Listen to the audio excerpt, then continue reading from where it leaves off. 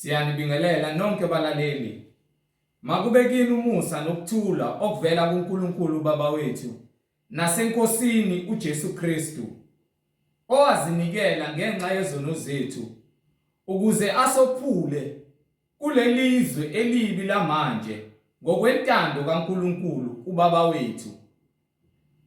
Makube kuye udumo kuze kube phakade. Amen.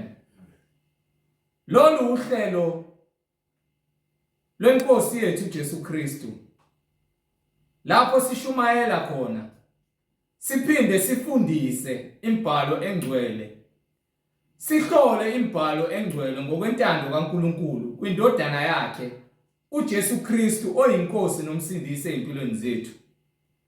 Igama lami ngikunkanyiso Zulu, ngihamba nomfowethu uMhlengi Zondi. Siyathanda ukunibingelela nonke bazalwane.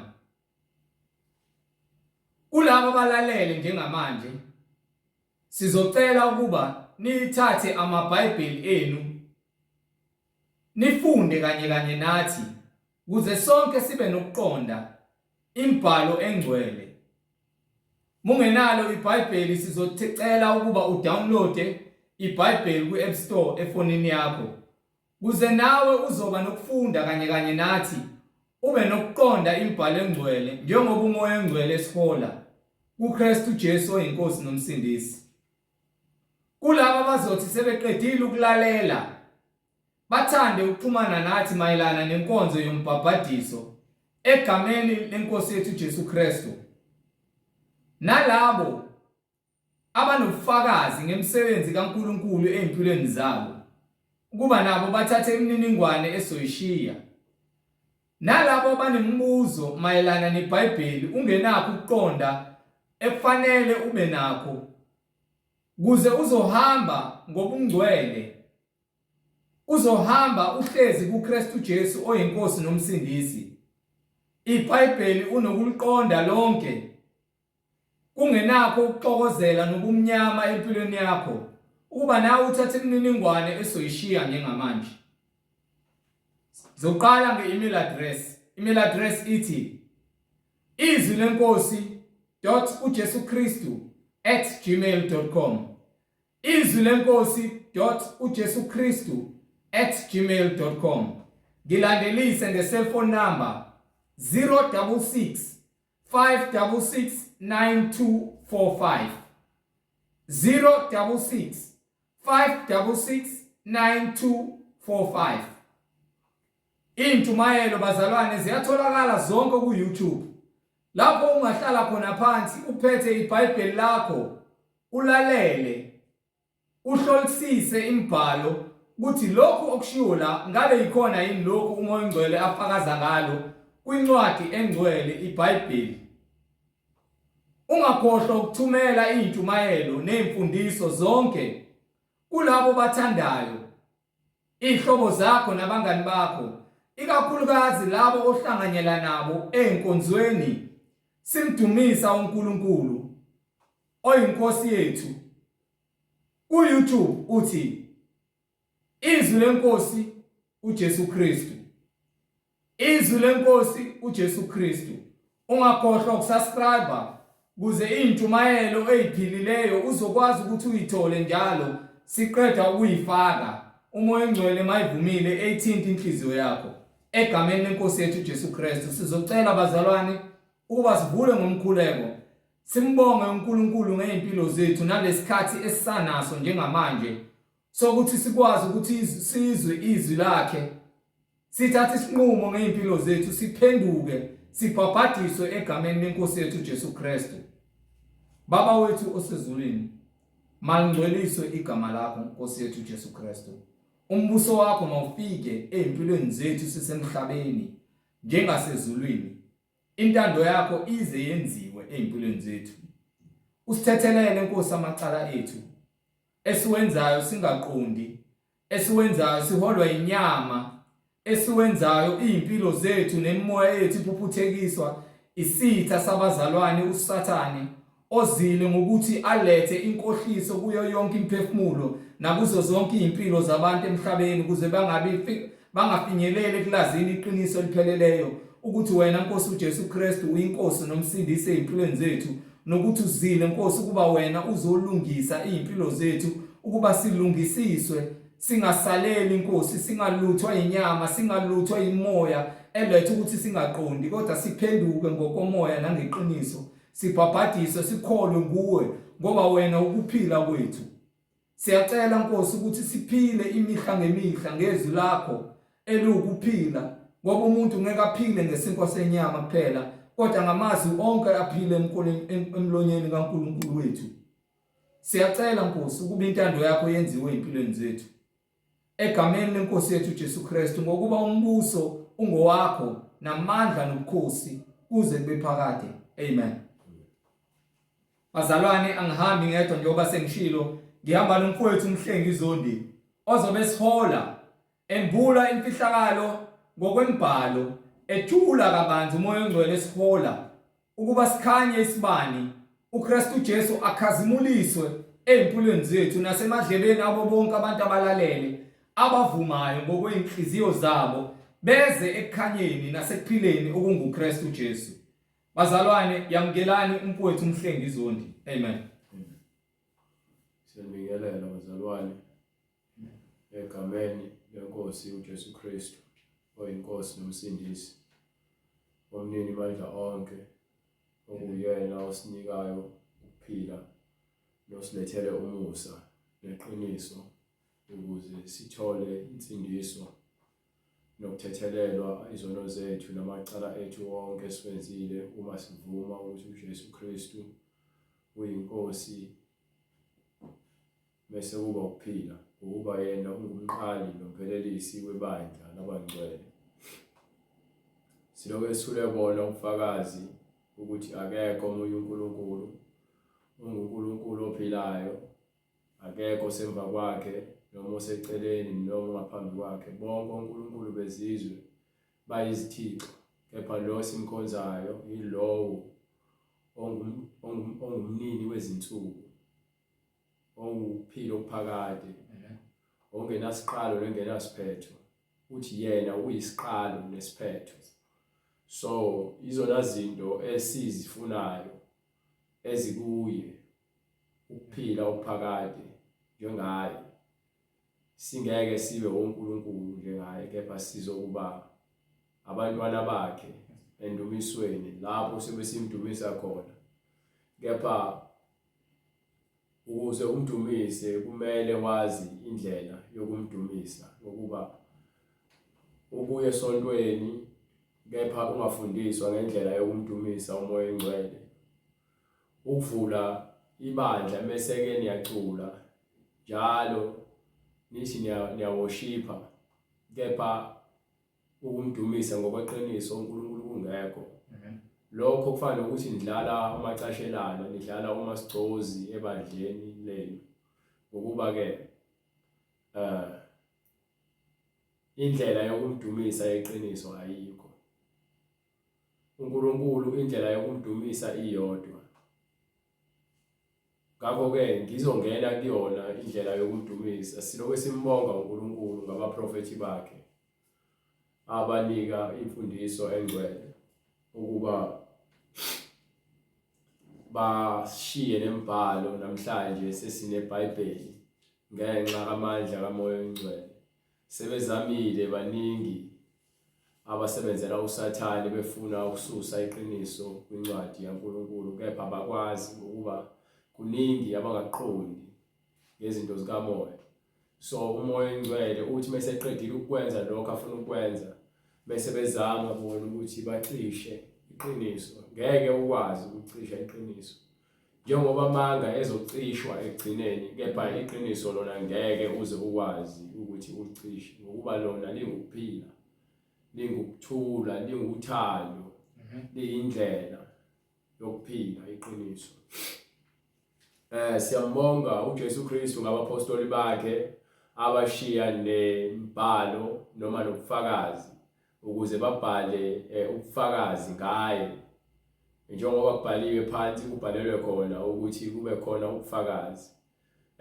Kanjalo njengoba sishumayela intshumayelo siyifaka kwivideo, nakhona senzele ubufakazi ukuthi kurekhodwe kubekwe ukuze kuhlale nalowo ongatholanga lethuba lokuthi abone ngalesikhathi sirekhoda, kepha kube khona kubekwe ngokuba yini kufanele ukuthi bonke abantu abafuna insindiso bathole impalo njengobufakazi. So kwi-internet ke ziningi izinkundla zokuxhumana nabantu asebeqala amasonto kwi-internet, kepha bayazenzela nje, benzela udumo, bafuna ukuthatha udumo balenzo lwabo, and futhi bayazana banokuzwana ngoba imfundiso yabo imfundiso yobuxoki nokukhohlisa, iyona lento le eyenza ukuthi bazwane. Abazwani ngokweqiniso, bazwana ngokuba ngabazenzisi, bafana nabafarisi nabasadusi, bangabazenzisi. Akusimangalisi kakhulu ngokuba nencwadi yasho ukuthi nengilosi zomnyama zinakho ukuzenza izingilosi zokukhanya. So kuwumsebenzi kaSathane ukuthi akhohlise abantu. Uyangena kwi-internet, kepha-ke uphinde futhi uphume udry noma womile, ungenakho ukugcwaliseka njalo uhlezi kwi-internet.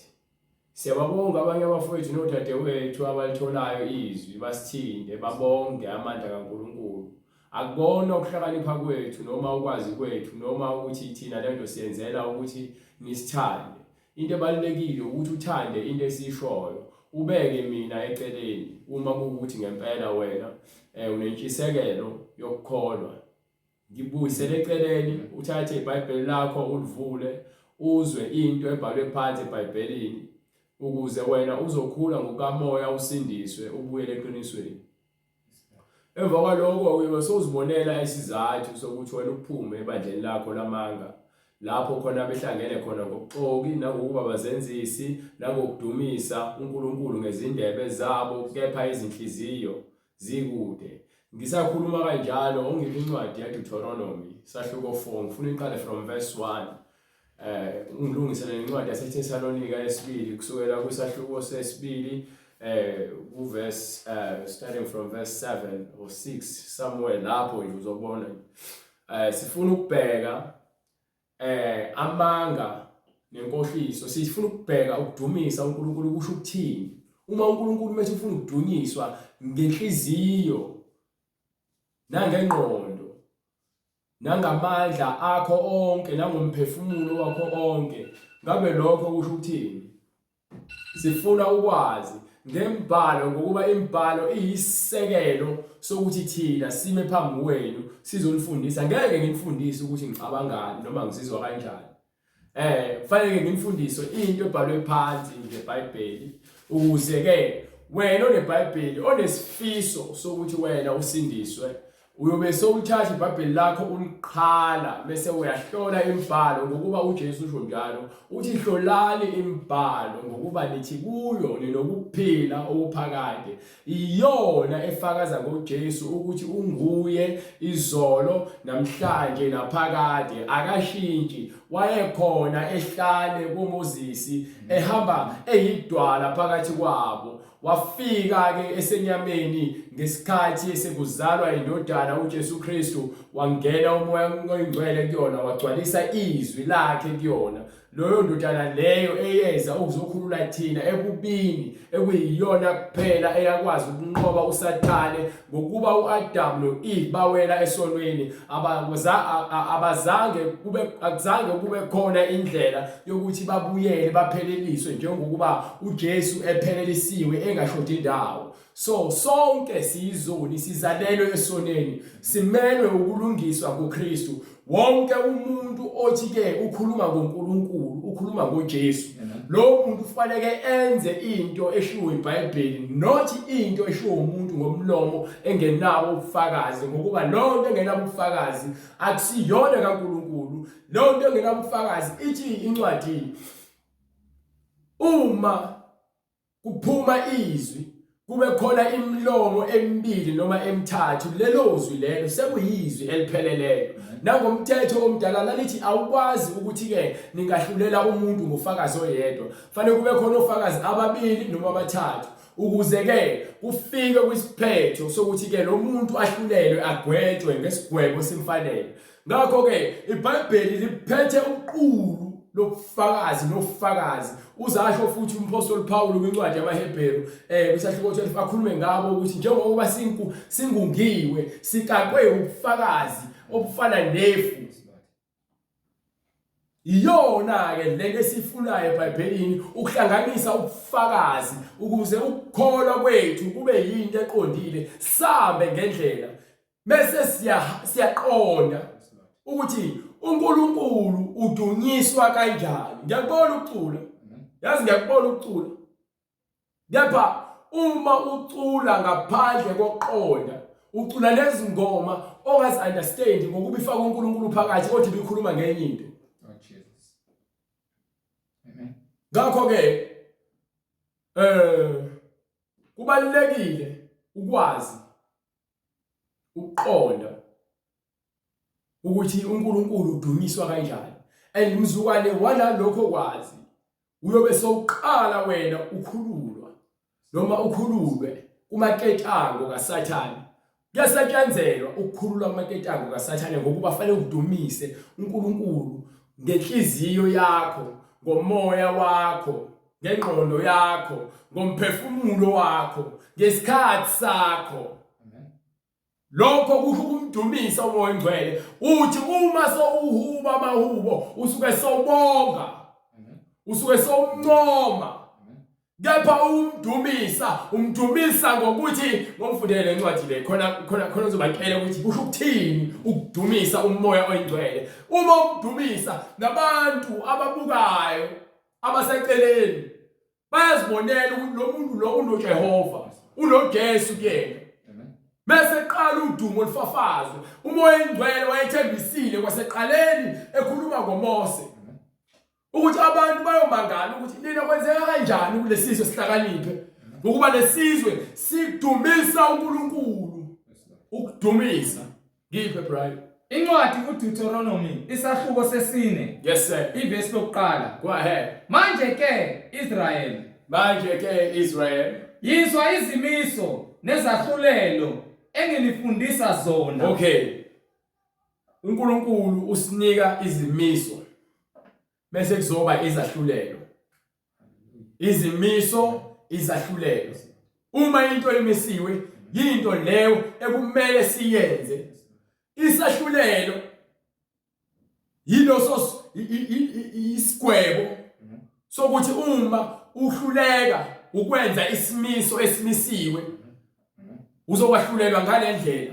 Umuntu ongafuni incwadi ngizothi nje ngomthetho kaMose kwiTestament endala ithi uma umuntu elala nesilwane njengomuntu lo muntu ufuneka bulala. Uma umuntu ebulala umuntu ekuplanile noma ekuhlelile ukubulala umuntu lo muntu ufuneka bulawe. Uma khona umthakathi lo muntu ufuneka bulawe. Yayizwa indaba kusho umbhalo uma umuntu engagcinisa abathi ngomthetho omdala lo muntu ufanele abulawe. Kusho isahlulelo ukuthi manje yini ezokwenzeka kuwena uma ungazenzi izimiso zikaJehova. Yayizwa indaba uSathane uyacasuka akafuni ukuzwa abantu bevuswa. Ingakho ke uNkulunkulu mesethi ke abantu sebengenile sonele aqhamuke kuHezekiya athi Hezekiya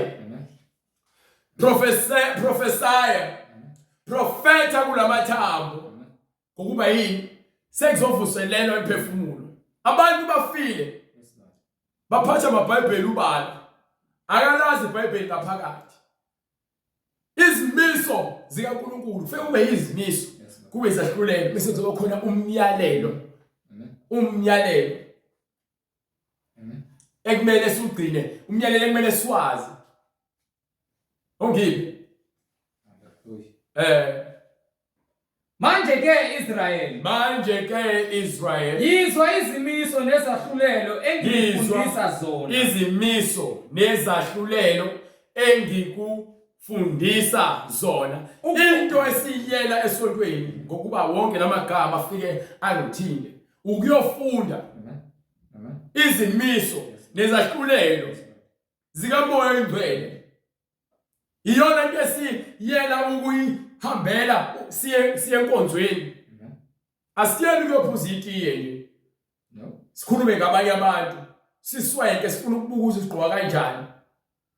Asiyeli ukuyofuna ukuyoba ama celebrity esontweni wana usekhwayeni ucula kamnandi, sofuna abantu wena bakhonze wena. No. Asiyeli esontweni ukuyobheka intombi. No.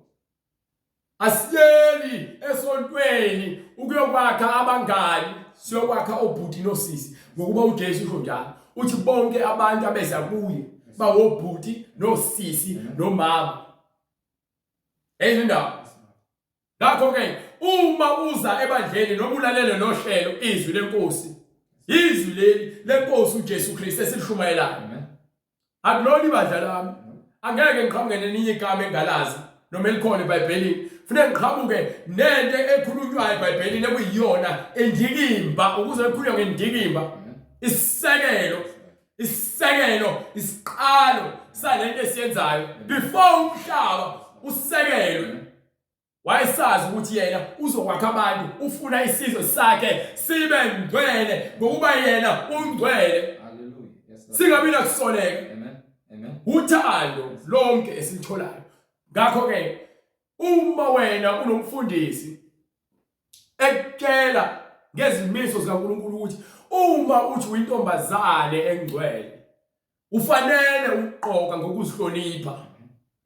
Kwisimiso sikamoya engcwele nje ukuthi uma umuntu esifazane eqokisa owesilisa kuyisinengiso, kungamanyala, kuyihlazo phambi kaNkulunkulu. Ngokuba wena uzenza into ngeyona, so manje uletha lento ekuthiwa yi-confusion noma ubuyaluyalu phakathi kwebandla kaNkulunkulu. Ngeke sisakwazi ukubona umehluko. Ngokuba wena ekhanda lakho wakha izinto amacebo adidisa iqiniso likaNkulunkulu. Uma ethi umoya engcwele hlukana notshwala, ngokuba uNoda kotshwala wangena ehlazweni. Walala nqunu. uLot ingane zakhe zamfutha utshwala, wadaba zalala naye. So nakwincwadi abaprofeti uIsaiah noJeremiah ukhuluma ngabo abaphathi ababekiwe, abaqapheli, abaprofeti abanye baphuza nabantu bese belahla izimiso zikaNkulunkulu nezahlulelo zikaNkulunkulu. Ngokuba yini? Sebethathwe uphuzo oludakwayo. Yingakho incwadi ithi ke qaphela. Uqaphela kusho ukuthi ke ngeke ukuthi kuza impi, phela silwa nemoya. Asilwi nabantu, impi yethu kamoya. So le moya le iyona le ebulala abafundisi, iyona ebulala amabandla, iyona le moya ethi besingenile ebandleni yenze ubuyaluyalu. Bese abantu baphume bayolandela imimoya yangaphandle bazoyigcwalisa esontweni. Bese kuba khona nje isidididi nesiphithiphithi esontweni. Imfundiso eqinisa ayisekho. Yini imoya seyiyabusa esontweni. Akusabusa umoya engcwele. Akusafundwa ebandleni. Ngokuba yini umfundisi ulala abafazi babantu usangenwe imimoya. Seqedile usathane ngani. Akusafundiswa ngokuthi abafazana kumele babashumayele.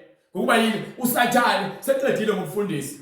Lo muntu wesifazana alala naye esontweni usemnika isikhundla sokuthi akazoma la kwi-pulpit. Ayikho inkinga abantu besifazana bagqoka amabhuluku, ababambuza amakhanda, abafaka amacici, abantu abaphuze badakwa beze esontweni as long bekhokha. Akusafundwa emabandleni. Akusekho ukumdumisa umoya engcwele emabandleni. Hallelujah, glory to God. Hallelujah. Hallelujah. Hallelujah. Akusekho ukumdumisa. Lord Jesus. Kwesinye isikhathi sithe siyafika la kumina. Sifike somhlabela amanga. Fanele ngiguqe. Because ngiyamsaba uNkulunkulu nezimiso zakhe nezahlulelo zakhe. Iyona into ebalekile isithe. Siya mekuthiwa asiphumuli.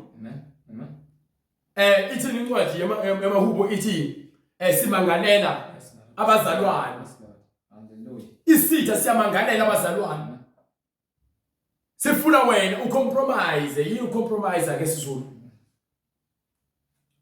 Udayise ngathi udayise ivangeli. Uzidayise wena. Dayisa umphefumulo wakho. Ngenxa yemali, ngenxa yodumo. Akusekho ukuthola imfundiso ephilileyo. Maningi amabandla vele kunabafundisi asebekade bafundisa uJesu ufuna bayitshela iqiniso nabo bafundisa. Kulabantu abaholayo bayesibogweni nabo. Uma bengafuni ukubuyela eqinisweni ungaliqaba igama lakho ngebandla likaJesu. Kepha uma imfundiso engcwele ingekho kulolo bandla akusho ukuthi nezulwini. Ayakusho ukuthi nezulwini. Into ebalekile ukumdumisa umoya engcwele njengoba incwadi ithini.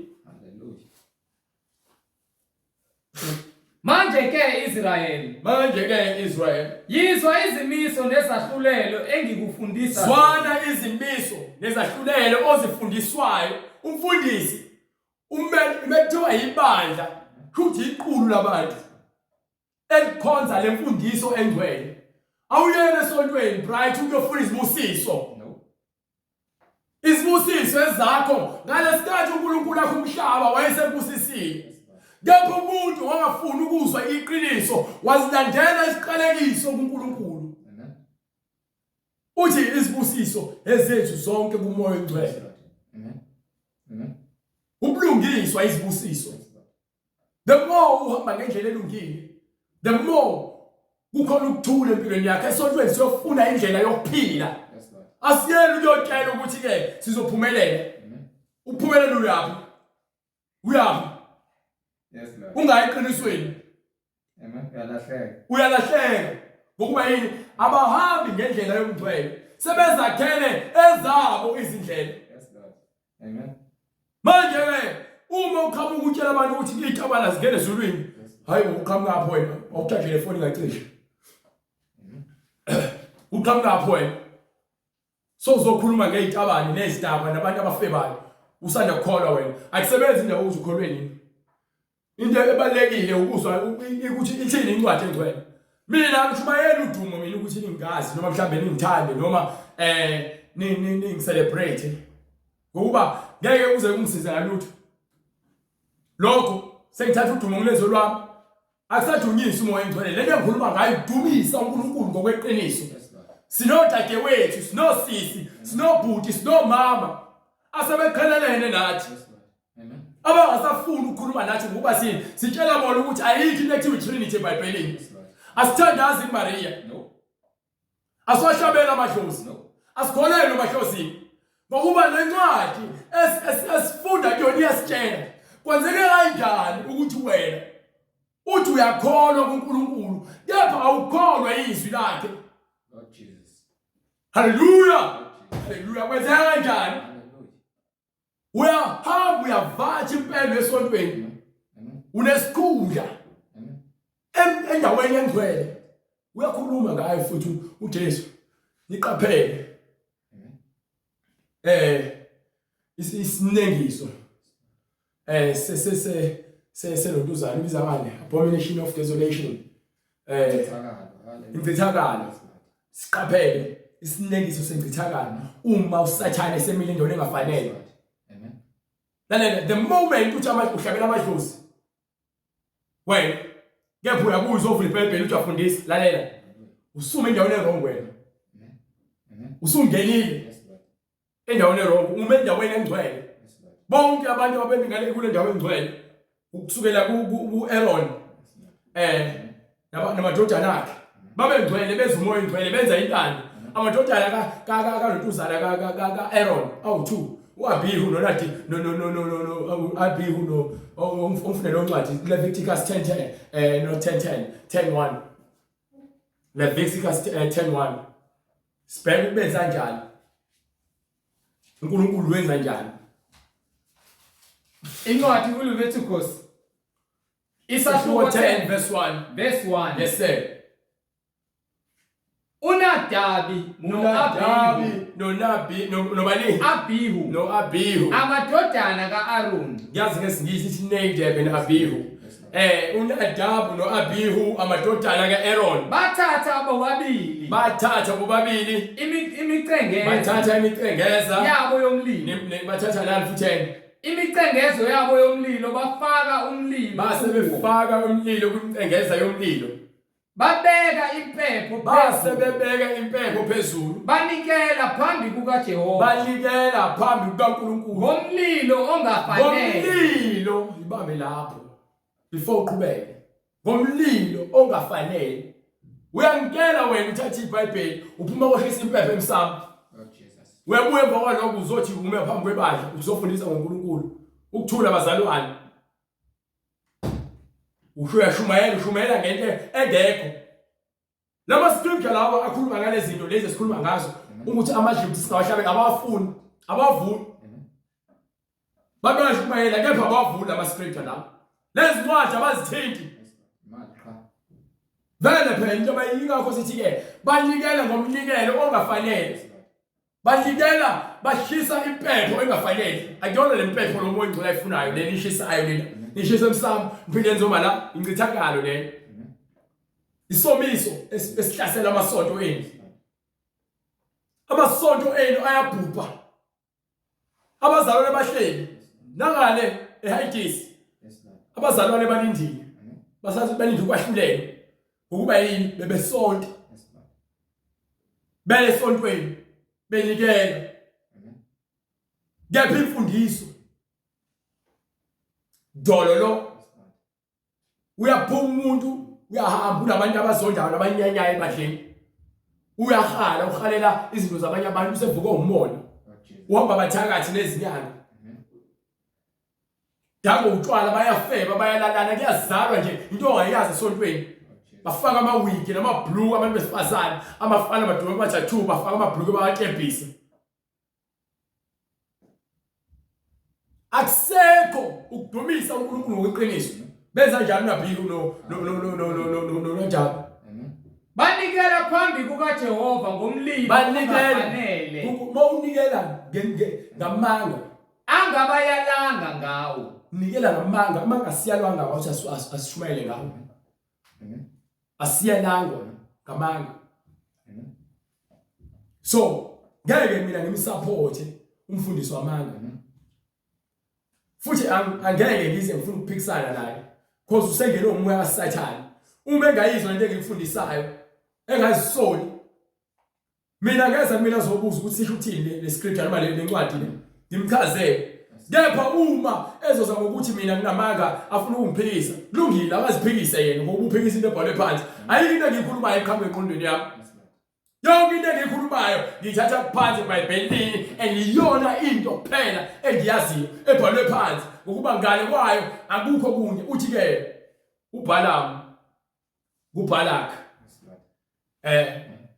lokhu umoya oyingcwele akusho kimi yilokho engiyakukhuluma noma ekhaya usho into njalo futhi athi lokhu umoya oyingcwele akushoyo yilokhu engiyakukhuluma uma umoya oyingcwele efaka izwi lakhe emlomeni wami liyehlizweni yami lihlale emoyeni wami yilento engizoyikhuluma ngale ndlela umoya oyingcwele ayambulini ukugcotshwa awugcotshwa umuntu ngiyababona begcoba abantu besifazane bethi ababa bafundisi begcoba abantu abasontweni ngoba nako umuntu usebenza kamnandi kaToyota noma usebenza kephi inkampani noma unebhizinisi bamgcobela ukuthi abe nesikhundla esontweni uJames noma ungathi uJesu ngokuba incwadi umoya ingcwele wena wathuma abapostoli ubabhalele incwadi lezi uJoka ubetshela ukuthi uma ke kuzongena umuntu ogqoke kahle esontweni leni bese nempudlukele nifuna hlale phansi yahlale esiphambili bese kungena umuntu ohluphekile nithi akahlale ezinyaweni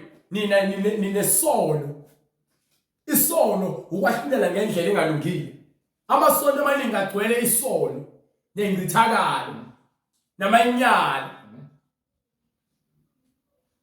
gcwele abafundisi bamanga abafundisa abantu ukufa imfundiso yamadimoni ngokuba abantu abasafuni ukuya ebandleni ukuyofunda ngeqiniso bagitazelwa amadlebe ukuba bezwe izindaba ezimnandi amadlebeni abo ukuba bona baphile kamnandi ngesikhathi bephilela ke ukubusa emhlabeni. Kodwa ngaleso sikhathi bayaphansi emgodini, phansi kobafileyo. Phansi emgodini ongenamkhawulo. Awunamkhawulo. Wabafileyo akho mkhawulo. Okuyiphi le ncwadi le? Hallelujah. Incwadi uDuteronomy. Okay, asiqedele le ncwadi le Leviticus. Kwenzakalani isiphetho sokungafuni ukulalela? Banikela phambi kukaJehova ngomlilo. Basebenikela Ongafanele angabayalanga ngawo. Kwaphuma umlilo phambi kukaJehova. Kwase kuphuma umlilo kumoya wengcwele. Wabaqeda, Wabashisa. bafa phambi kukaJehova. Bafa kwangaqali ngabo. Emva kwabo kukhona abanye abalandelayo ehlanu. uDathani noma uDathani, Dathan. Jonathan, hallelujah. uDathan nomadodana kaKhora. Bekolozela uMoses. Wathi uMoses asishise impepho sibone ukuthi ubani uNkulunkulu impepho yakhe azamukela. Emva kwalokho uNkulunkulu wabatshela ngoba bahamba abantu into enjalo ukuthi abantu bahlukane phakathi ebandleni, umoya wenhlebo, umoya womona. Babevuka umoya ehlani. Ngakho ke Moses wabatshela abantu wathi ke kudlukani sukani labantu ababi ngokuba umuntu onomona qhela kuyena. Incwadi yakutshela ukuthi uma umuntu enomona umtshele oqala engafuni ukuzwa, myeke ngokusezinikele kufeni. Uma umfweni noma ubhuti wakho noma usisi wakhe enenkinga nawe ebandleni, mtshele hambe kuyena okhuluma naye. Uma engafuni abona nje omunye umuntu umfweni ubuya zokufakaza. Uma engafuni ukuzwa biza ibandla lonke. uJesu usifundisa loo nto leyo. Uma engafuni ukuzwa ebandleni myekeleni abafana abahedeni.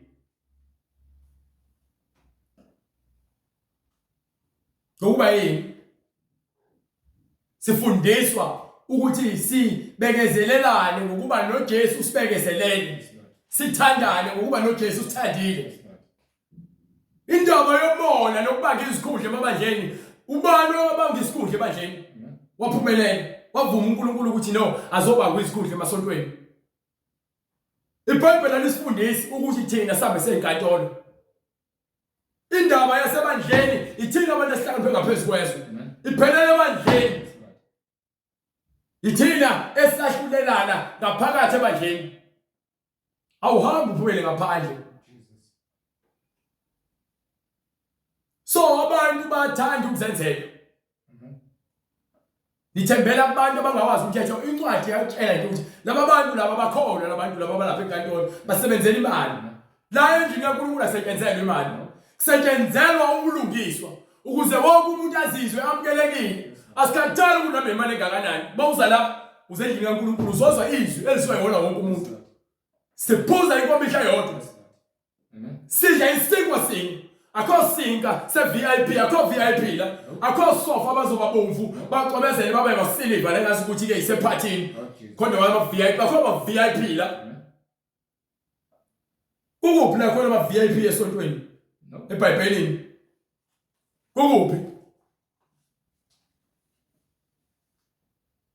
Njengoba bayashiswa ngomlilo.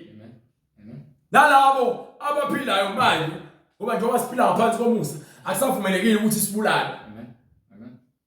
Angikhathali noma ngabe kuthiwa ishe iBhayibheli ungabulali, ungeli. Imiyalelo le, ungaphindi, ungabulali. Uthanda makhelwane wakho njengoba uzithanda. Uhlonipha uyihlo nonyoko. Ungafisi izinto zakamakhelwane. Ungazakhele uNkulunkulu bezithombe. Ungaguqi nakho konke okudaliwe. Sifuna imfundiso yakumdumisa umoya engcwele ajabule athokoze. Awungibhibhe lencwadi yena nduzana ya Deuteronomy 4.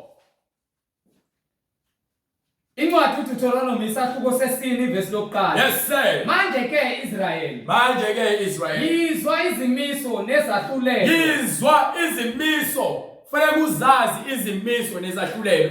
Nezahluthulelo no nezahlulelo engifundisa zona esifundiswa zona ukuba nizenze ukuba sizenze isincwadi ke kwincwadi kaJakobe sahluko sokuqala verse 17 or verse 19.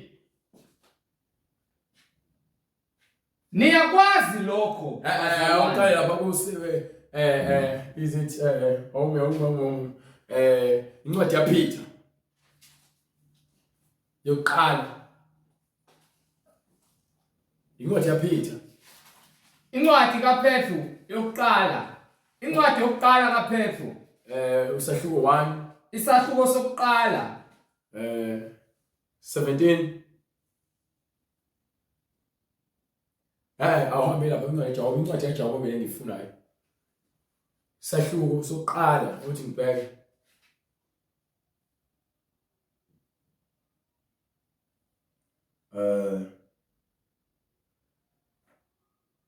ongiphe u19 from 19 sahluko sokuqala from 19 incwadi yaJakobe incwadi kaJakobe isahluko sokuqala verse 19. yes sir. Niyakwazi lokho bazalwane bami abathandekayo yilowo nalowo muntu akasheshe ukuzwa nayo ke ngiyayifuna le ncwadi le ithi incwadi masenze ongifundele ngale kwincwadi yaDeuteronomy bese siza la ungiphe incwadi yaDeuteronomy sahluko 4 ikhuluma ngokuthi sizwe izahlulelo nezimiso bese sizifunde bese senza njani. Manje ke Israel izwani izimiso nezahlulelo enginifundisa zona izwani izimiso nizenze ngifuna lo gama lezi zinto lezi kufanele sizizwe izimiso esizinikwayo nezahlulelo esizifundiswayo ukuba sizenze. Hambe ngale kwincwadi yaJakobe ukuthi ithini yona ngezwi uma ke lithi izwi asiba abantu abalizwayo kepha singabi abantu abalizwayo kuphela.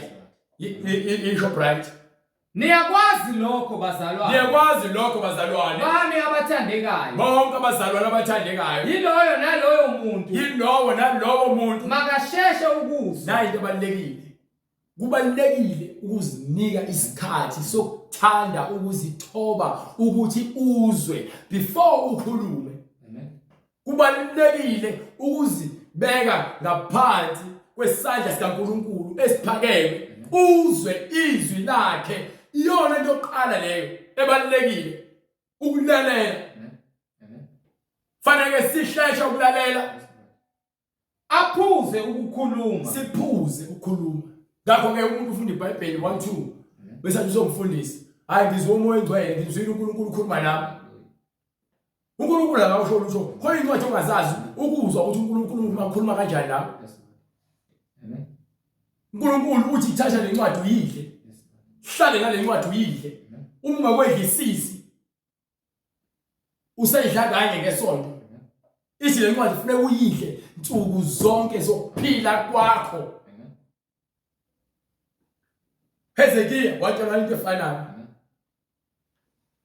uJohn noma uJohani incwadi yesambulo wayitshela into efanayo ukuthi athathe le ncwadi ayidle. Hallelujah. Emva kwalokho le ncwadi izobaba esiswini kodwa izoba mnandi emlonyeni. So ungajahi noma ngabe kuthiwa uxoxisana nengxoxo uma sowukhona sowulazi izwi qale ulalele zisisisa isimo sonke ukuze uzoba nama point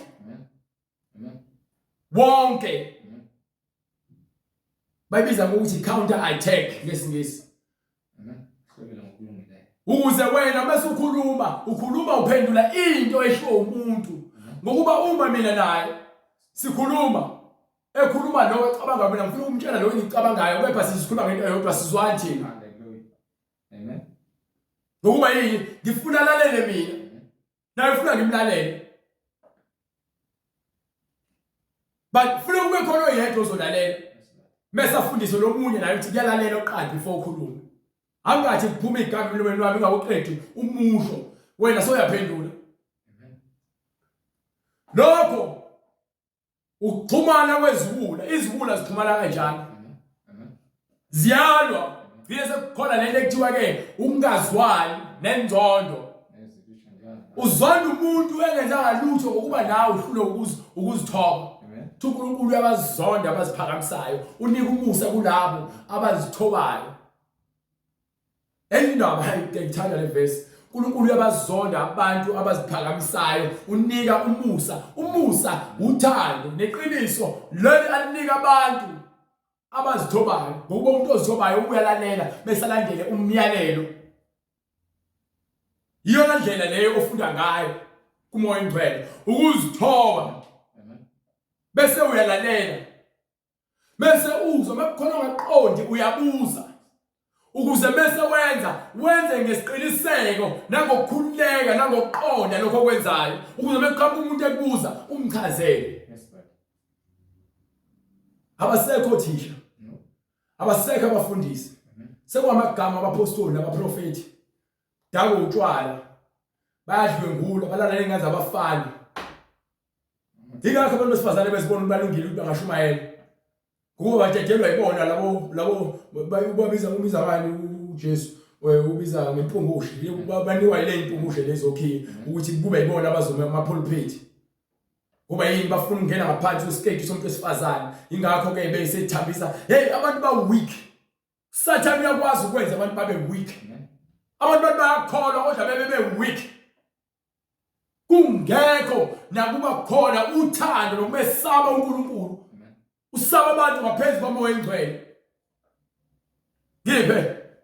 ngiphe qedela lapho bese uyabuyela ke le Deuteronomy niyakwazi lokho bazalwane bami abathandekayo amen yilowo nalowo muntu makasheshe ukuzwa nalowo muntu akasheshe ukuzwa aphuze ukukhuluma bese aphuze ukuphendula aphuze ukuthukuthela bese futhi intukuthelo uyiqhelelanise nawe uma umuntu onoqonda intukuthelo ngakisigqila sentukuthelo ngakisigqila isikhathi eside sentukuthelo uma umoya engcwele ngakukhuluma nawe usaqhubeka ube isigqila sentukuthelo ngikhuluma nje kanje ngokuba khona abantu abacasulwe ukuthi ngikhuluma kanje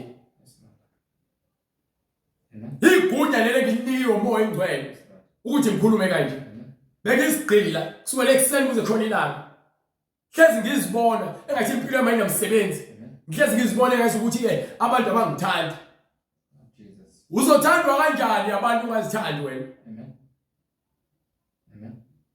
uma sakhuluma umuntu ubani okhuluma empilweni yakho ngabe lo muntu usondelene nomoya engcwele uma sakhuluma umuntu ngobuhlakani bakhe kuwe akuthumele kwizincwadi ezahlukahlukeneyo akutshela ukuthi hambe ka YouTube uyobuka ke kunomuntu okhuluma ngalezi podcast hamba lalela indaba hambe conference zonke lezo zinto azinawo umoya engcwele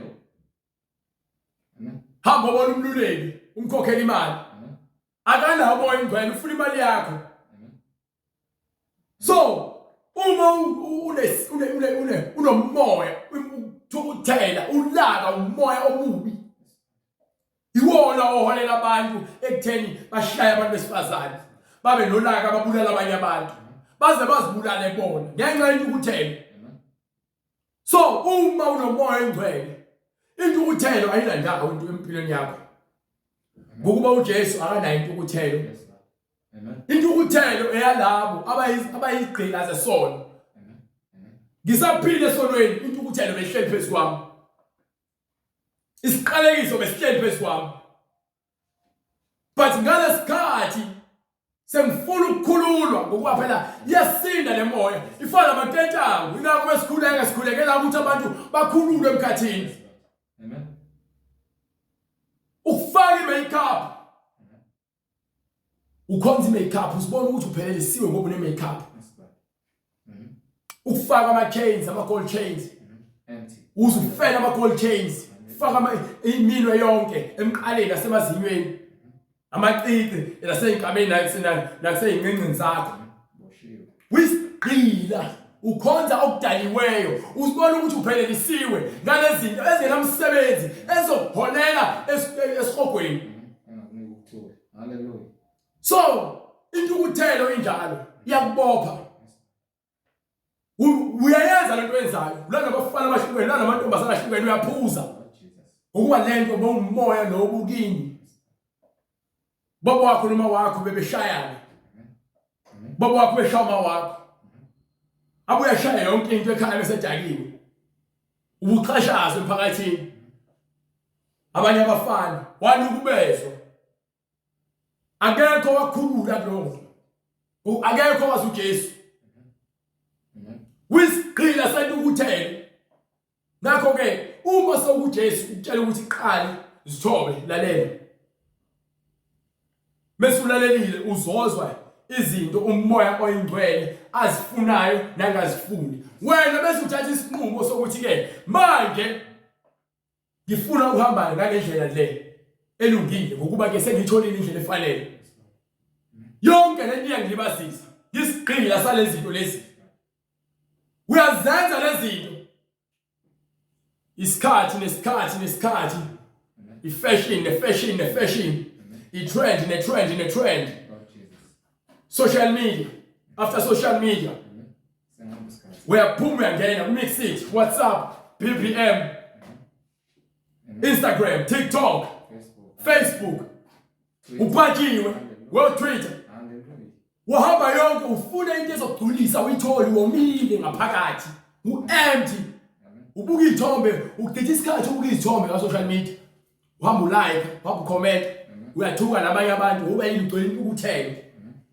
unenzondo ngaphakathi kwena umoya wenzondo umoya obubi yiyo umoya ogcwele kusathana usathana ugcwele inzondo ugcwele intukuthelo yokuthi akasenayo indawo ezulwini ingakho ecindezela abantwana bakaNkulunkulu ingakho abantu abaningi bezigqila beboshiwe emkhathini besebenzela usathana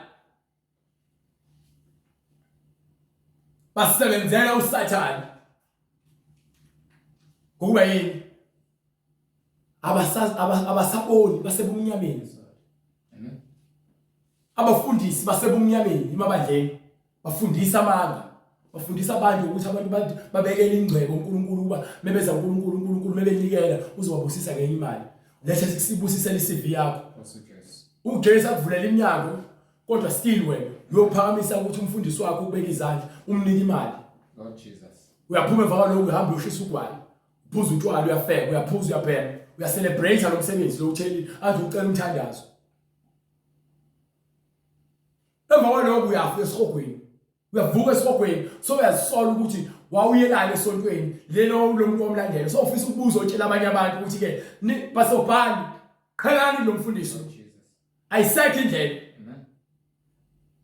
bunga uthola umsebenzi bathi kimi bazokuhlabela bakuhlabela ubona uthola umsebenzi uJesu uthi abadlozi ngeke asezwa lutho umuntu onamadlozi ngoba nemoya isimbophile usathana ubenzele umusa ukuthi athole umsebenzi ngegama lamadlozi sezofuna ukuthi ahlabele iphandla afake iphandla njalo athi ngeke ngihlukanisa namadlozi ingakho ubenze abafundisi nabaprofeti bamanga kuba social media bekhuluma bethi ke indaba yaJesu ayikho uNkulunkulu abamnyama abantu bakuba ngasekho ayikho lo nto leyo ngakho kusa banthembisa izinto eziphathekayo kepha isiphetho awungiphe kunencwadi engifunayo bright engiyifuna lencwadi le kwincwadi yaJakobe yesibili kusukela kusahluko 15 sahluko 2 from verse 15 ngifuna ukufundela yona khona bezozwa noma starting from verse 12 incwadi yaJakobe yesibili sahluko 2 from verse 12 khulumani kanjalo nenze kanjalo bese nenza kanjalo njengokufanele njengendlela efanele abayakwahlulelwa ngomthetho khulumani kanjalo nenze ngendlela efanele njengabantu abafanele ukwahlulelwa ngomthetho wenkululeko umthetho wenkululeko uma sokuza kuJesu uzokhululwa hamba bright funda bright ngokuba ukwahlulelwa okungenasihawu ngokuba ukwahlulela okungenasihawu kuyakumehlela ongenzi isihawu lowo ongenakho ukuthula nomusa naye okwahlulela ngentukuthelo isihawu sizigabisa ekwahlulelweni yabona ke umbona iwona lo ofike ukwenza uyesihogweni iyona into ebuhlungu qhubeka bright Kusizani bazalwane bami. Usizani bazalwane? Uma umuntu ethi unokukholwa, kepha engenayo imisebenzi na. Bright ngithe ngifuna incwadi yaPeter. Yabo manje usungihambele indawo ngathi ungangizwa. Incwadi yaPeter esibili. Sahluko sesibili. Ngifuna uverse starting from verse 12, right? Ayikhulumi lento engifuna uyikhulume lo ncwadi leyo. Kepha laba bahlambalaza nakho ke ngifuna le ncwadi le exactly le ncwadi le ithi naba abantu abeza kunina bezonifundisa nabantu bazonithembisa sifuna ukutshela ngokuthenjiswa izinto eziphathekayo bekhuluma izinto ezenza sengazi ukuthi ke lukhulu abeza nako ngiphe kepha laba bahlambalaza benjengezidalwa ezingenangqondo bayahlambalaza bafana nezidalwa ezingenayo ingqondo ngemvelo yebo zizalelwe ukubanjwa bazalelwe ukubanjwa ukuthi ke indawo yabo seyibekiwe njengoba kuthi ukuthelo kaNkulunkulu iphenjiwe phansi kwabafileyo emlilweni okhona ongacishi lapho kukhona izimpethu ezingafi nabo bazakubhujiswa bonke abenzi bobubi nabaqambi bamanga nabafundisi bamanga baya phansi emlilweni lapho kukhona ke beyobhujiswa behlambalaza abangakwaziyo bayahlambalaza bakhuluma izinto abangazaziyo babe lapho uza kwena uzotshela ukuthi uNkulunkulu akekho khona uNkulunkulu wabantu abamnyama bathi ushembe uNkulunkulu wabo bathi ushembe waseNazaretha sasokwazi kanjani eNazaretha singena leBhayibheli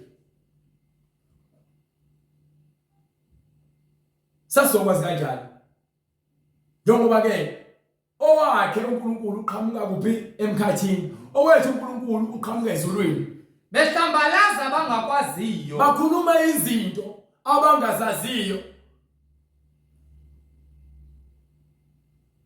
right ulele bamukele umvuzo wokungalungi bazokwamukela umvuzo wobonakala labo bathi ukutamasa emini kungukujabula bonke bayangcebeleka yabona ubuka abantu besifazane emgaqweni indlela abagqoka ngayo yazi ukonakala funeka uhlezi lokuzisola uNkulunkulu uqolisa uthi uNkulunkulu ngicela ungithethelele ulokuthi athi ihlo lakho uthi uyalahla ngapha uyambona ngapha unqulu ngapha abafazane usathane sebaphendule omahosha isimilo yabona ngisaphile enyameni wobona ngazi ukuthi yabona yangani yadlisa inesinqa sanje yangani imkahle yini usathane usebakhumulile abantu besifazane kepha ngoba uJesu usefikile empilweni yami wangikhulula ngelibuka ihlazo ngelibuka ingcithakalo bayatamasa bathi ke imizimba yabo baphila ngokufebe badayisa imizimba yabo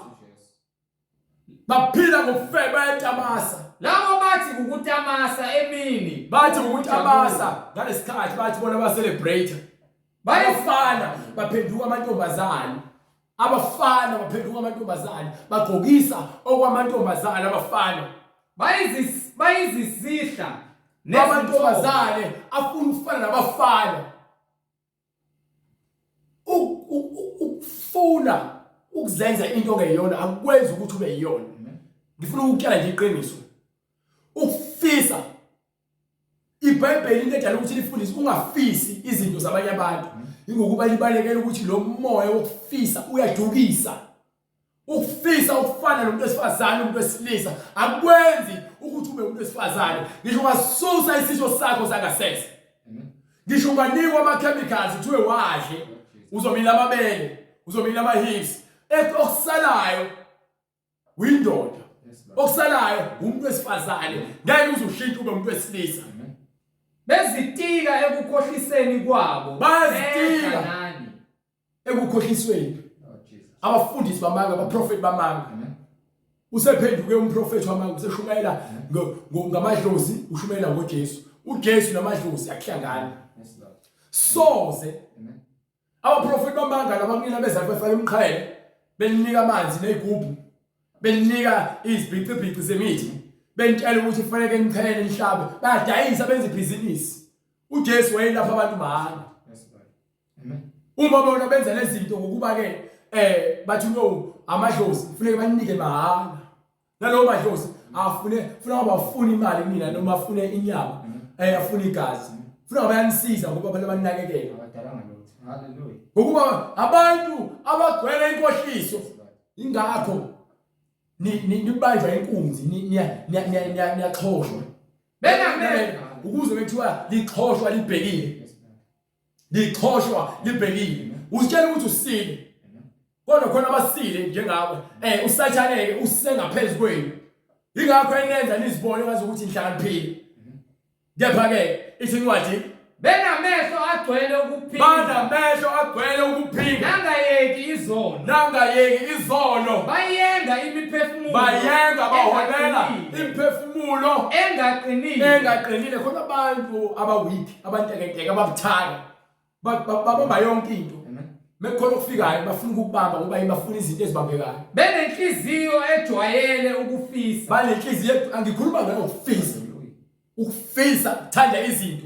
ukuthanda izinto ungenakho ukuthi uJesu uyaneliswa yilokho nakho awucabange umoya ongcwele ukhuluma izinto eziqondile ngaso sonke isikhathi kepha wena uzuhamba izinyanga nabathakathi nabaprofeti bamanga nezangoma ngenxa yokufisa ngifisa ukuba nemoto ngeke ngihlule ubani ngifisa ukuba nomfazi ngeke ngihlule ubani ngihambela nje umuthi uthakathi ingane yabantu ngoba ufuna ukuthi ke ikuthande hayi mina ngumZulu kufanele mina abafazi ababili uthakathi abantu besifazane ubadlisa imithi ngoba yini ufuna ukuthi ube bahlale bazwane nabafaka amadimoni ukuthi bahlale bazwane bakwandisela umndeni ongazilutho umndeni ogcwele amadimoni. Haleluya. Abantwana bokuqalekiswa beshiya indlela eqondileyo bashiya uJesu beduka bahlole esikhotheni belandela indlela kaBalaam uthanda ini beshiya indlela eqondileyo beduka yibo bright belandela indlela kaBalaam yibi indlela kaBalaam beloyi owathanda umvuzo okungalungi uthanda umvuzo uthanda imali uBalaam waze wambulala uNkulunkulu wambulalela ukuthi ke uqalekisile uqalekise abantwana bakaIsrael wamtshela ukuthi angabaqalekisi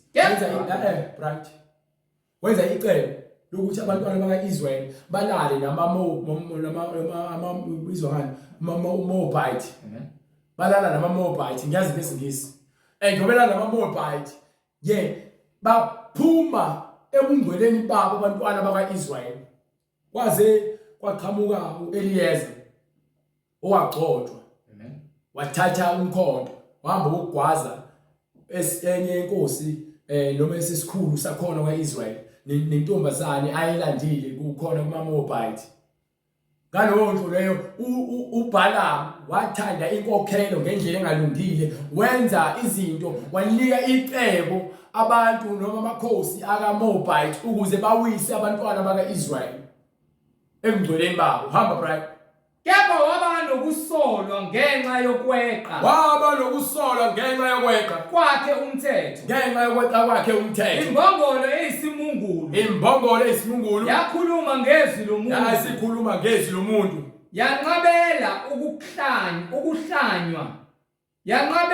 ukuhlanya komprofeti ngenxa yokuthi imbongolo yayisibona ingilosi imile phambi kwayo iphethe inkemba labo bayimithombo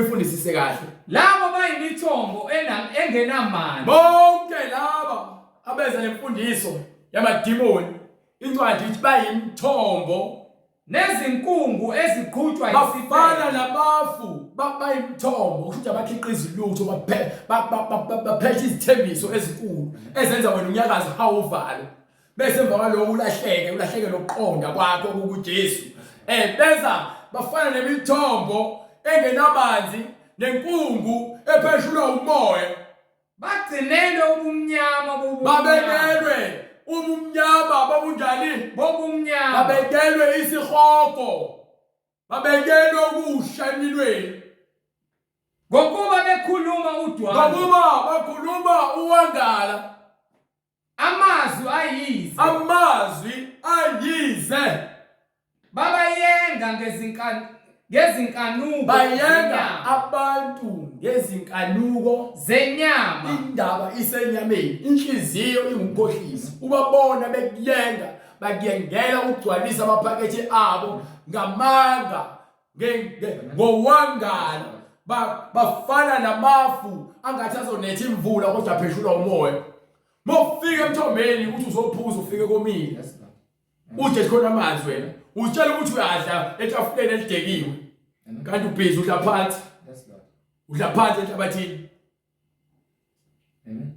understand give ngokuba bekhuluma udwando bakhuluma uwangala amazwi ayize bakhuluma into engekho babayenga ngezinkanuko bayenga abantu ngezinkanuko zenyama nangamanyala labo abasaphephayo labo abasafufusayo abahamba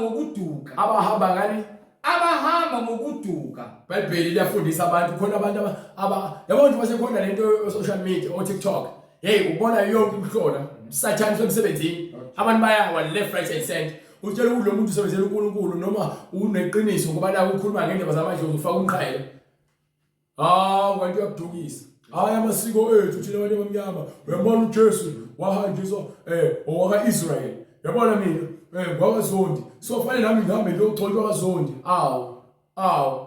uyalazi iBhayibheli kepha incwadi banentshisekelo kepha ulwazi alukho ulwazi bethembisa inkululeko kanti bona uqobo lwabo bayizigqila zokufa qila zokubhubha kufela esonweni baboshiwe sathana babophe ngamaketanga okumnyama abahleli bayizigqila zokubhubha babekelwe ichibi lomlilo ngokuba lokho umuntu ahlulwa yikho uyisigqila sakhe washo uJesu wathi umuntu ohlulwa isono uyisigqila uPetru ukhuluma the same thing ukuthi umuntu ohlulwa yilokho okubi uyisigqila sokubi hamba ngane kwincwadi bengifuna incwadi yaseThesalonika before sengiyavala vele ngoba incwadi yaDeuteronomy sengiqedile ngayo ohambe incwadi yaseThesalonika ungiphe sahluko sesibili incwadi yesibili yaseThesalonika ngifuna isahluko sesibili kusukela verse 8 ngivale ngayo ngenxa yokungafuni ukukholwa yizwi ukudumisa umoya oyingcwele kusho ukuthi wena uzwe izwi bese uyalenza njengoba incwadi kaJakobe isho ithi zinike isikhathi sokulalela ungajahi ukukhuluma intukuthelo ehlehlelane nawe yiba umuntu olizwayo izwi ungalizwi izwi kuphela kepha lenze izwi ngokuba uyalizwa uzakhale uIsaya kwincwadi yamaRoma sahluko sesithathu akhuluma athi ke ongiphe incwadi leyo before uze kwincwadi yaseThesalonika incwadi yesithathu yamaRoma sahluko sesithathu from verse 10 incwadi kwabaseRoma isahluko sesithathu verse 10 njengokuba kulotshiwe ukuthi kubhaliwe ukuthini akakho olungileyo akakho noyedwa uNkulunkulu uyafuna akukho noyedwa olungileyo akakho oqondayo akekho futhi indaba inokuqonda njengoba ngikhuluma ngalezi zinto zokuthi izwi lizwe bese uyalenza inkinga manje uma kukhona umuntu omi emva kwepulpit kepha izwi engalizwa engekakwazi ukuchaza into ebhalwe phansi esaba ukuthi abantu bazothini bazobuka kanjani imandla lakhe lizophela uma ikhuluma ngokubhalwe phansi eBhayibhelini ngokuba yini kuyiqiniso amen so uNkulunkulu uthi ke akekho noyedwa uyafuna abantu abaneqiniso abantu abazokwahlulela isizwe sakhe ngendlela efanele bonke bonakele akakho oqondayo, akekho oqondayo, akakho ofuna uNkulunkulu, akekho ofuna indlela yokulunga. bonke baphambukile, bonke baphambukile, baphendukela imbuqa bonkana. hallelujah, glory to God. Baphendukela imbuqa. Bese uphenduka imbuqa isibotho sesono. Yabona khona izibotho zotshala nezidakamizwa, khona nezibotho zesono. Hlale esonweni uzube isibotho. Uye esontweni kodwa uyisibotho. Uyagqoka izivatho kodwa uyisibotho, uyimbuqa. Akakho owenza okuhle, Akekho owenza okuhle uma ukuthi lo muntu obe la emva kwepulpit akafundisi ngokwenza okuhle kwayena okuhle akakwazi ukuthi kuyini. Ibandla lakhe lonke lifana naye. Ngokuba uyena umalusi. Izimvu ziya lapho khona umalusi ezikhomba khona.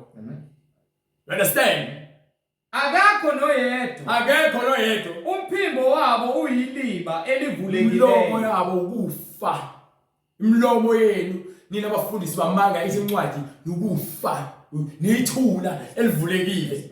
Ngezilimi zabo bayakhohlisa, Ngolimi lwabo into abayikhulumayo nalezilimi abazikhuluma emasontweni abo abayikhohlisana bekhuluma izilimi zamanga nezinto abazifundisa abantu abasesontweni inkohliso amanga kuyafiwa kuyabhujwa. isihlungu sezinyoka Kuyini?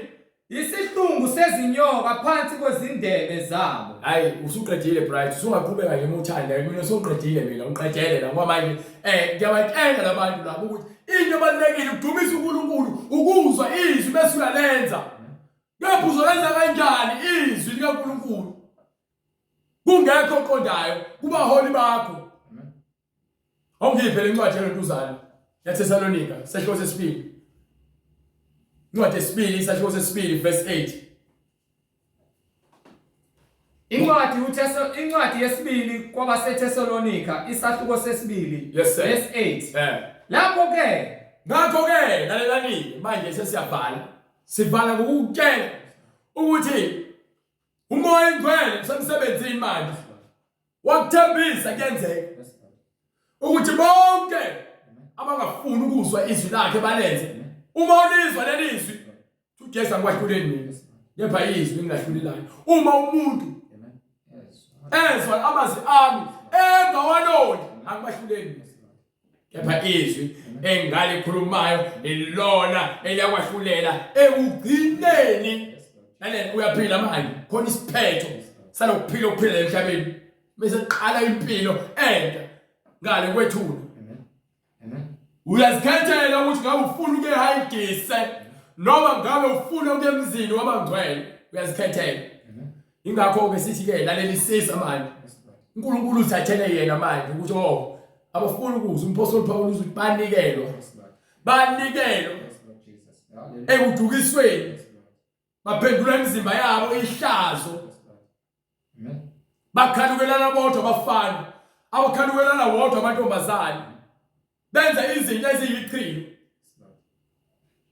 Give it right. Lapho-ke uzakwambulwa lowo ongenamthetho. Ekugcineni kwakho bonke ithi incwadi uzokwambulwa lowo ongenamthetho. Eyakumqeda inkosi uJesu Kristu ngomlomo, ngomoya womlomo wayo. Eyakumqeda inkosi uJesu Kristu ngomoya womlomo wayo. Imchithe ngokubonakala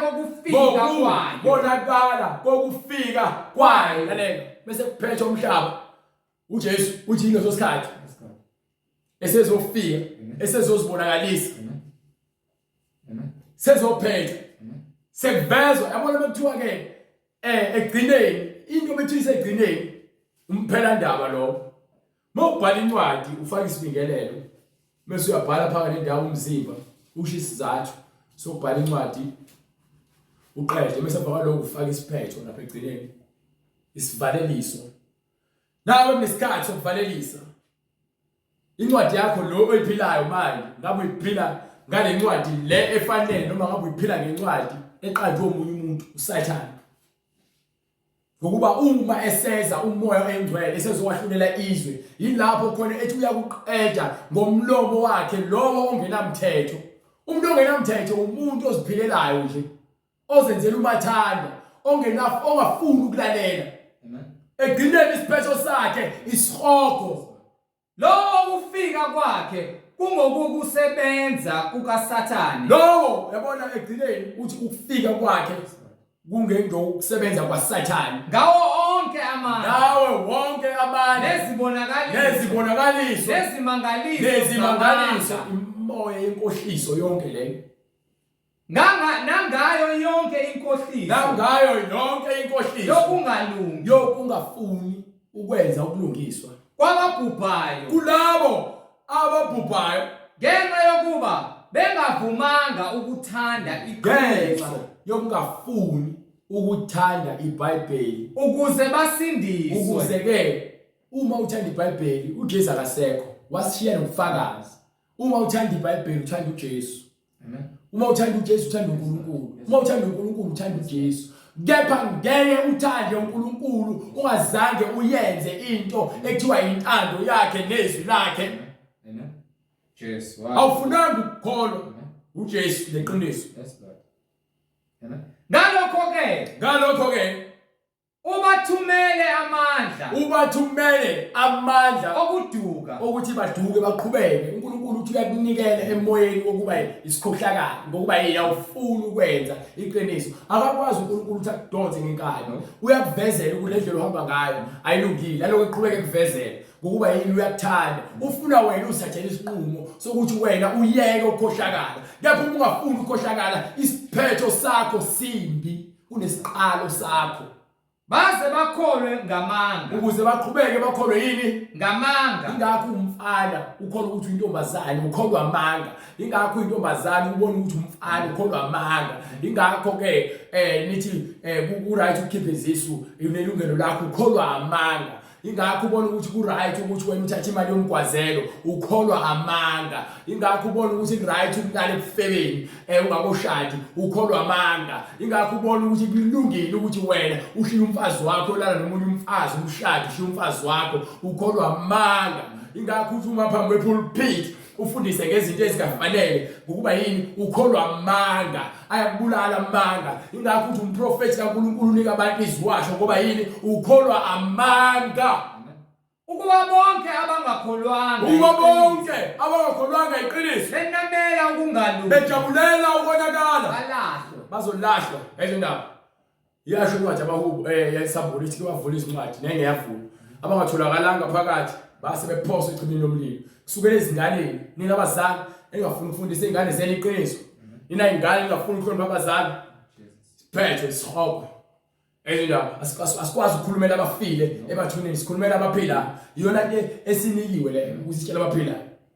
Bonke abangafuni ukukholwa isiphetho sabo kulahlwe. Ezindaba bonke uphakathi eBhayibhelini kubuhlungu. Kepha iyona ndlela le yokuthi sisindiswe. Uma ufuna ukudumisa uNkulunkulu uthi izwi lakhe lenze.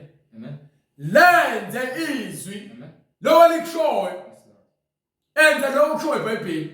Why ufuna ukuphikisana nabo? Ufuna ukujabulisa inyama. Inyama lento ezofa indlela emgodini ibone. Ufuna ukujabulisa yona. Hayi waze wadlala ngesikhathi. Uhlala ngomusa, uchoba ngezinyawo. Ufike wasindiswa. Waphinde wabuyela awungiphi incwadi yaPetru yesibili. Sahluko sesibili. Ungiphe verse from verse 19. Ufike wasindiswa. Waphinde wena. Wabuyela esonweni incwadi ithi right. Incwadi yesibili kaPetru isahluko sesibili verse 19. Yes sir. Bebathembisa inkululeko. Yes sir. Kanti bona uqobo lwabo bayizigqila zokubhuka. Ngokuba lokho umuntu ahlulwa yikho. Ngoba umuntu ohlulwa yisono kuyisigqila sakhe. Kuyisigqila sesono. Ngokuba uma bebuye bahilelwe. Uma sowuphumile esonweni wasindiswa. Manje futhi sowuphinde wena uyahilelwa uhlulwa yini? Bahlulwe yikho. Uhlulwa yikho lokho obusuhlulile ngegama likaJesu. Sebebalekele ukungcola kwezwe. Lapho ukhona usuphunyukile ekungcoleni kwezwe. Ngokuyazi inkosi nomsindisi uJesu Kristu. Ngokuba uvumile uJesu ukuthi abe inkosi nomsindisi. Kepha ngokuhamba kwakho endleleni waphelela ukukholwa, waphelela uthando lweqiniso. Khona ayihamba bright. Khona ukugcina kwabo isiphetho sabo kubi kunokuqala. Isiphetho senu ngibona ke kunzima kakhulu uthe uyazi indlela waphinde futhi wahamba wabuyela esonweni kubi kunokuqala. Ngokuba ngabe kwabangcono ukuba kubo ukuba babengayazanga indlela yokulunga kunokuba kuthe sebeyazi bafulathela umyalo ongcwele bafulathela iqiniso ababewunikeziwe bafulathela iqiniso elingcwele esinikeziwe kuyoba njani isiphetho bawufana nani ufuna bafanise. Hallelujah. Ngokuba uma funda uverse 22 right kubehlele njengokwesaka kuyobese kubehlele njengokwesaka esiqinisileyo isaka siqinisileyo sithini inja yabuyela ekuhlanzweni inja yaphalaza yawushiya umphalazo ubuhlele esonweni wakusindisa uJesu wayinja eshiya umphalazo wakhumbula umphalazo waphinda wayodla umphalazo washiya ubulungiswa obukuJesu waphindela esonweni. Hallelujah, Lord Jesus.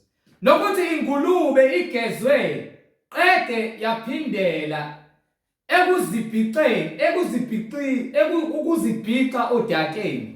Ingulube segeziwe yabeka indona efanele yakhumbula ukubuyela odakeni ingakho sitshela akekho ophoqiwe unikiwe isikhathi umfundisi wamanga unikiwe isikhathi bonke abantu abaphile ekhohlakaleni banikiwe isikhathi ukuba bazahlulele bona manje ukuba ngabe bafanele yini umbuso kaNkulunkulu ngokuba baphenduke ezonweni zabo nakho konke ukungcola okungalungi okukhona ezinhliziyweni zenu baphume kubona. Wayesethini uPetru kwincwadi yesibili incwadi isahluko sesibili verse 38 uPetru wabatshela abantu ubatshela lento le ekumele nizwe egcineni kwakho konke ukuthi uPetru wayesethi ke phendukani yiloyo naloyo abhaphathizwe. Phendukani kufanele uphenduke ezonweni zakho ushiye konke okungalungi bese wonke umuntu azobhabhatiswa uqoqala nje ukuphenduka ushiye isono bese uzobhabhatiswa egameni likaJesu Kristu. Kukho ukuthethelela kwezono zenu zonke lezono zakho zenzile uthethelelwe zona khona niyakwamukeliswa lobe sowamkeliswa isiphiwo sikamoya oyingcwele ngokuba isithembiso nabantwana benu esabo bonke abakude bonke inkosi eyakubabiza wayezelela wafakaza ngamanye amazwi wabayala wathini zisindiseni kulesi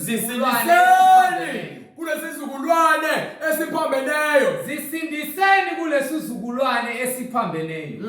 Hayi ngalolu suku kwabhabhathiswa abantu izinkulungwane eziwu-3,000 nawe ungasali nombuso ngoba siyavuselela imiphefumulo ebhajiwe emkhathini. Thandazela ukuthi uNkulunkulu akusindise abe nomusa kuwe akuthethelele izono zakho ngokuba uma ufana lequlu lezono zakho ozithwele wena uzohamba uyozishela esihogweni okwangona phakade.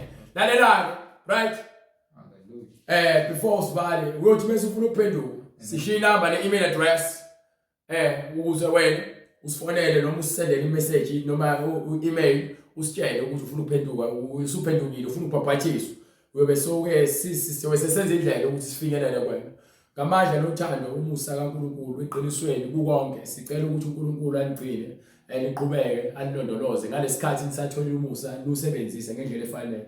Sicela usifane nomkhuleko futhi. Baba egameni lenkosi yethu Jesu Kristu uNkulunkulu namandla siyabonga Nkosi uJesu kuba wena uthembekile. Siyabonga Nkosi izwi lakho eliwukukhanya liyakhanya Nkosi njengamanje kuzo zonke inhliziyo ezivumayo kuba wena uyinkosi nomsindisi. Ngokuba wena uzile Nkosi uzokhulula bonke ababoshiwe ngamaketango obumnyama bonke Nkosi abayizigqila zesono uzile wena Nkosi kuba wena uzosikhulula Nkosi kukho konke ubumnyama nokungaqondi. Siyabonga izwi lakho Nkosi elifakazelayo ukuthi liwukukhanya liwukuphila liyiqiniso labo Nkosi abalamukelayo bayaphenduka kuzo zonke indlela zobumnyama babhabhadiswe bakwamukele njengenkosi nomsindisi empilweni zabo kube ngokuphila Nkosi sebelindile isiphiwo sikamoya ongcwele esiyisethembiso naso esivela kuwe Nkosi yethu Jesu Kristu. Siyabonga izwi lakho eliphilileyo wena osiphula yonke imisedari obumnyama wena okhanyisayo kuzo zonke inhliziyo labo Nkosi abakuphikayo unembeza wabo Nkosi uyabamangalela uyafakaza ukuthi izwi lakho uNkulunkulu wethu liphilile liqinile Nkosi liwukuphila kube ukukhululwa kwabo bonke Nkosi ababoshiwe egameni leNkosi yethu Jesu Kristu manje naphakade amen. Amen. Sibonga bazalwane umusa kaNkulunkulu. Siphinde sibonane ngokuzayo uma uNkulunkulu evumile ngamandla akhe. Amen. Amen. Umusa weNkosi uJesu Kristu nothando lukaNkulunkulu nokuhlangana kukaMoya oNgcwele makube nani nonke bazalwane. Amen.